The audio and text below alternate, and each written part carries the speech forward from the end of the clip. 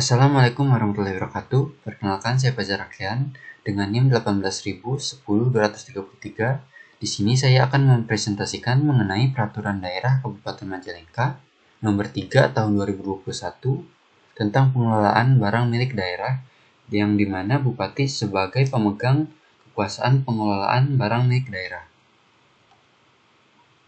Barang milik daerah meliputi barang yang dibeli atau diperoleh atas beban APBD dan barang yang berasal dari perolehan lainnya yang sah, yaitu barang yang diperoleh dari hibah atau sumbangan atau yang sejenis, barang yang diperoleh sebagai pelaksanaan dari perjanjian atau kontrak, barang yang diperoleh berdasarkan ketentuan undang-undang, atau barang yang diperoleh berdasarkan putusan pengadilan yang telah memperoleh kekuatan hukum tetap.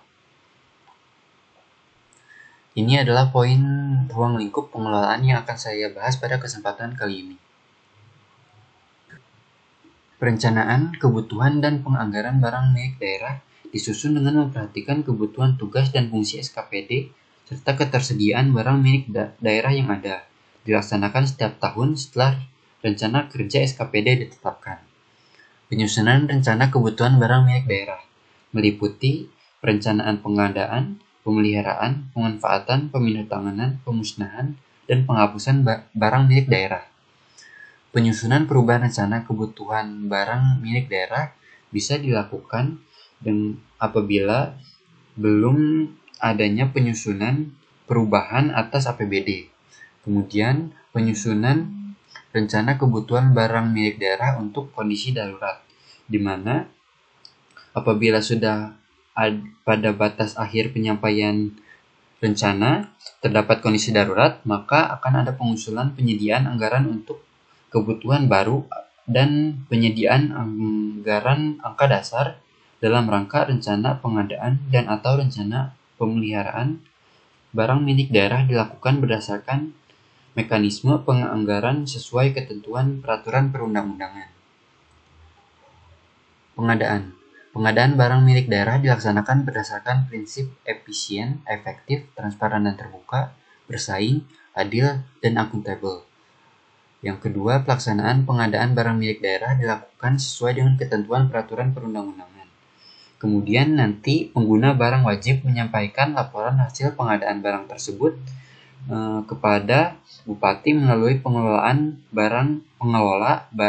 barang milik daerah untuk ditetapkan status penggunaannya, yang dimana hasil pengadaan itu meliputi bulanan, semesteran, dan tahunan.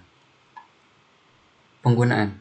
Bupati menetapkan status penggunaan barang milik daerah, yang dimana barang milik daerah dapat ditetapkan status penggunaannya untuk penyelenggaraan tugas dan fungsi SKPD, guna dioperasikan oleh pihak lain dalam rangka menjalankan pelayanan umum sesuai tugas dan fungsi SKPD yang bersangkutan.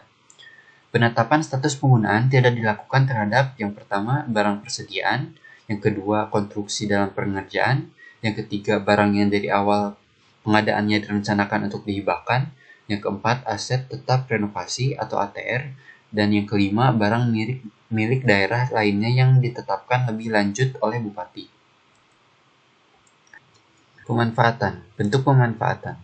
Bentuk pemanfaatan yang pertama yaitu sewa. Penyewaan barang milik daerah dilakukan sepanjang tidak merugikan pemerintah daerah dan tidak mengganggu pelaksanaan tugas dan fungsi penyelenggaraan pemerintah daerah. Pada pelaksanaannya, paling lama itu 5 tahun dan dapat diperpanjang.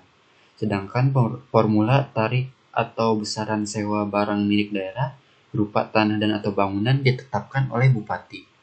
Kemudian yang kedua, pinjam pakai, yaitu dilaksanakan antara pemerintah pusat dan pemerintah daerah atau antar pemerintah daerah dalam rangka penyelenggaraan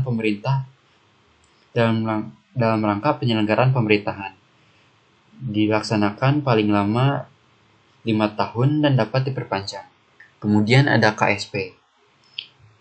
KSP yaitu kerjasama pemanfaatan dengan pihak lain dilaksanakan dalam rangka yang pertama, pengoptimalan daya guna dan hasil guna milik daerah dan atau meningkatkan pendapatan daerah. KSP dilaksanakan apabila tidak tersedia atau tidak cukup dana dalam APBD untuk memenuhi biaya operasional, pemeliharaan, dan atau perbaikan yang diperlukan terhadap barang milik daerah yang dikerjasamakan. Jangka waktu KSP paling lama 30 tahun sejak perjanjian ditandatangani dan dapat diperpanjang. Kemudian yang keempat ada BGS atau BSG yang dilaksanakan oleh Bupati dalam rangka penyelenggaraan tugas dan fungsi satuan kerja perangkat daerah terkait. Dilaksanakan oleh pengelola BMD setelah persetujuan Bupati dengan jangka waktu paling lama 30 tahun sejak perjanjian ditandatangani dan tidak dapat diperpanjang. Kemudian yang kelima, kerjasama pemanfaatan infrastruktur atau KSPI. Dilaksanakan oleh pengelola barang dengan persetujuan Bupati. KSPI atas barang milik daerah dilakukan antara pemerintah dan badan usaha. Pemanfaatan barang milik daerah dilaksanakan oleh yang pertama pengelola barang dengan persetujuan Bupati, yang kedua pengguna barang dengan persetujuan pengelola barang. Kemudian objek pemanfaatan barang milik daerah meliputi yang pertama tanah dan atau bangunan, dan selain tanah atau bangunan serta dapat dilakukan untuk sebagian atau keseluruhannya. Biaya pemeliharaan, pengamanan, dan biaya pelaksanaannya akan dibebankan kepada mitra pemanfaatan, dan persiapan pemanfaatan akan dibebankan kepada APBD. Pendapatan daerah dari pemanfaatan barang milik daerah merupakan penerimaan daerah yang wajib disetorkan seluruhnya ke rekening kas umum daerah. Pengamanan dan pemeliharaan dan penyelesaian sengketa.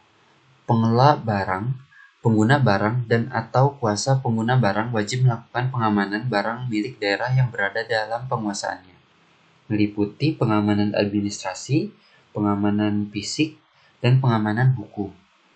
Kemudian barang milik daerah yang berupa tanah harus disertifikatkan, dan bangunan atau selain tanah dan bangunan harus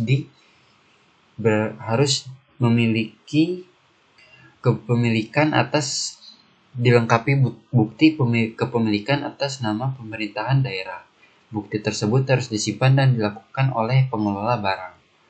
Kemudian ada pemeliharaan. Pengelola barang, pengguna barang, dan kuasa pengguna barang bertanggung jawab atas pemeliharaan barang milik daerah yang berada di bawah penguasaannya, berpedoman pada daftar kebutuhan pemeliharaan barang. Kuasa pengguna barang membuat daftar hasil pemeliharaan barang yang berada dalam kewenangannya dan melaporkan secara tertulis daftar hasil pemeliharaan barang tersebut kepada pengguna barang secara berkala, yang dilakukan dalam 1 tahun anggaran sebagai bahan evaluasi. Kemudian penyelesaian sengketa, Bupati akan membentuk tim dalam penyelesaiannya, meliputi yang terdiri atas unsur pengelola barang, unsur pengguna barang, unsur perangkat daerah atau unit kerja pemerintah daerah sesuai kebutuhan, dan unsur lainnya sesuai kebutuhan. Penilaian barang milik daerah dilakukan dalam rangka penyusunan neraca pemerintahan daerah yang berpedoman pada standar akuntansi pemerintahan atau SAP, pemanfaatan atau pemindah tanganan, kecuali dalam hal untuk yang pertama pemanfaatan dalam bentuk pinjam pakai atau pemindah tanganan dalam bentuk hibah. Penilaian barang milik daerah berupa tanah dan atau bangunan dalam rangka pemanfaatan atau pemindah tanganan dilakukan oleh penilai pemerintah atau penilai publik. Pemindah tanganan. Barang milik daerah yang tidak diperlukan bagi penyelenggaraan tugas pemerintahan daerah dapat dipindah tangankan. Dilakukan dengan cara penjualan, yaitu dilaksanakan dengan mempertimbangkan yang pertama optimalisasi barang milik daerah yang berlebih atau tidak digunakan atau tidak dimanfaatkan. Yang kedua, secara ekonomis lebih menguntungkan bagi daerah apabila dijual, dan atau yang ketiga sebagai pelaksanaan ketentuan peraturan perundang-undangan. Biasanya penjualan ini dilaksanakan melalui lelang. Kemudian tukar-menukar yang dilaksanakan dengan mempertimbangkan yang pertama untuk memenuhi kebutuhan operasional penyelenggaraan pemerintahan, yang kedua untuk optimalisasi barang milik daerah, yang ketiga tidak tersedia dana dalam APBD. Ditempuh apabila pemerintah daerah tidak dapat menyediakan tanah dan atau bangunan pengganti. Kemudian yang ketiga ada hibah yang dilakukan dengan pertimbangan untuk kepentingan sosial, budaya, keagamaan, kemanusiaan, pendidikan yang bersifat non-komersial, dan penyelenggaraan pemerintahan pusat atau daerah atau desa. Dan yang keempat, penyertaan modal pemerintah daerah. Dilakukan dalam rangka pendirian, memperbaiki struktur permodalan dan atau meningkatkan kapasitas usaha, badan usaha milik negara, milik daerah, atau badan hukum lainnya yang dimiliki negara sesuai dengan ketentuan peraturan perundang-undangan. Penyertaan modal pemerintah daerah atas barang milik daerah dapat berupa tanah dan atau bangunan yang telah diserahkan kepada bupati, tanah dan atau bangunan pada pengguna barang, atau barang milik daerah selain tanah dan atau bangunan. Untuk tanah dan atau bangunan atau selain tanah dan atau bangunan yang bernilai lebih dari 5 miliar rupiah, maka harus dilakukan persetujuan kepada DPRD. Pemusnahan barang milik daerah dilakukan dalam hal yang pertama, barang milik daerah tidak dapat digunakan, tidak dapat dimanfaatkan, dan tidak dapat dipindahtangankan atau terdapat alasan lain sesuai dengan ketentuan peraturan perundangan. Di sini pemusnahan itu meliputi dibakar dengan cara dibakar, dihancurkan, ditimbun, ditenggelamkan, atau cara lain sesuai dengan ketentuan peraturan perundang-undangan. Kemudian ada penghapusan. Penghapusan meliputi yang pertama, penghapusan dari daftar barang pengguna dan atau daftar barang kuasa pengguna. Dilakukan dalam hal barang milik daerah sudah tidak berada dalam penguasaan pengguna barang dan atau kuasa pengguna barang. Yang kedua, penghapusan dari daftar barang pengelola. Dilakukan dalam hal barang milik daerah sudah tidak berada dalam penguasaan pengelola barang. Yang ketiga, penghapusan dari daftar barang milik daerah, yang dimana disebabkan karena pemindahtanganan atas barang milik daerah, putusan pengadilan yang telah berkekuatan hukum tetap dan sudah tidak ada upaya hukum lainnya. Yang ketiga, menjalankan ketentuan undang-undang. Yang keempat, pemusnahan ataupun sebab lain. Penata usahaan. Ruang lingkup penata usahaan milik daerah meliputi yang pertama, pembukuan, yaitu pengelola barang harus melakukan pendaftaran dan pencatatan barang milik daerah yang berada di bawah penguasaannya ke daftar barang pengelola menurut penggolongan dan kodifikasi barang. Yang kedua, inventarisasi, di mana pengguna barang melakukan inventarisasi barang milik daerah paling sedikit 1 kali dalam 5 tahun dan melaporkan pengelola barang paling lama 3 bulan setelah selesainya inventarisasi. Dan yang ketiga yaitu pelaporan. Kuasa pengguna barang harus menyusun laporan barang kuasa pengguna secara semesteran dan tahunan sebagai bahan untuk menyusun neraca satuan kerja untuk disampaikan kepada pengguna barang. Objek penata usahaan barang milik daerah berupa aset lancar, aset tetap, dan aset lainnya. Penata usahaan barang milik daerah dilaksanakan pada yang pertama, kuasa pengguna barang yang dilaksanakan oleh pengurus barang pembantu. Yang kedua, pengguna barang yang dilaksanakan oleh pengurus barang pengguna. Yang ketiga, pengelola barang yang dilaksanakan oleh pengurus barang pengelola dan dapat dibantu oleh pengurus barang. Pengawasan dan pengendalian. Pengawasan dan pengendalian barang milik daerah dilakukan oleh yang pertama, pengguna barang melalui pemantauan dan penertiban untuk terhadap penggunaan, pemanfaatan, pemindahantanganan, penatausahaan, pemeliharaan, dan pengamanan barang milik daerah yang berada di dalam penguasaannya. Kemudian, pengguna barang dan kuasa pengguna barang dapat meminta aparat pengawasan intern pemerintah untuk melakukan audit tindak lanjut dengan hasil pemantauan dan penertiban tersebut. Yang hasil dari audit itu bisa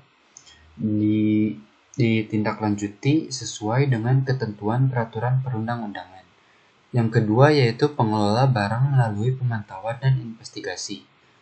Pengelola barang melakukan pemantauan dan investigasi atas pelaksanaan, penggunaan, pemanfaatan, dan pemindahantanganan barang milik daerah dalam rangka penertiban penggunaan, pemanfaatan, dan pemindahantanganan barang milik daerah sesuai dengan ketentuan peraturan perundang-undangan.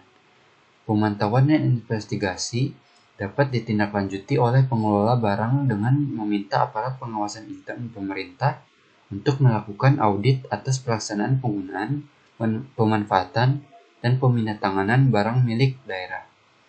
Hasil audit tersebut bisa ditindaklanjuti sesuai dengan ketentuan peraturan perundang-undangan. Barang milik daerah berupa rumah negara. Rumah negara merupakan barang milik daerah yang diperuntukkan sebagai tempat tinggal atau hunian dan sarana pembinaan serta penunjang pelaksanaan tugas pejabat dan atau pegawai negeri sipil pemerintah daerah yang bersangkutan. Kemudian dibagi lagi menjadi 3 golongan. Yang pertama, rumah negara golongan 1, yaitu dihuni oleh yang memiliki jabatan tertentu yang dekat dengan pengelola daerah. Yang kedua yaitu rumah negara golongan 2 yang dimana penghuninya ini tidak bisa dipisahkan dari kawasan SKPD atau unit kerja pengguna barang. Dan yang ketiga rumah negara golongan 3 yaitu hunian yang bisa dijual kepada penghuninya. Ganti rugi dan sanksi.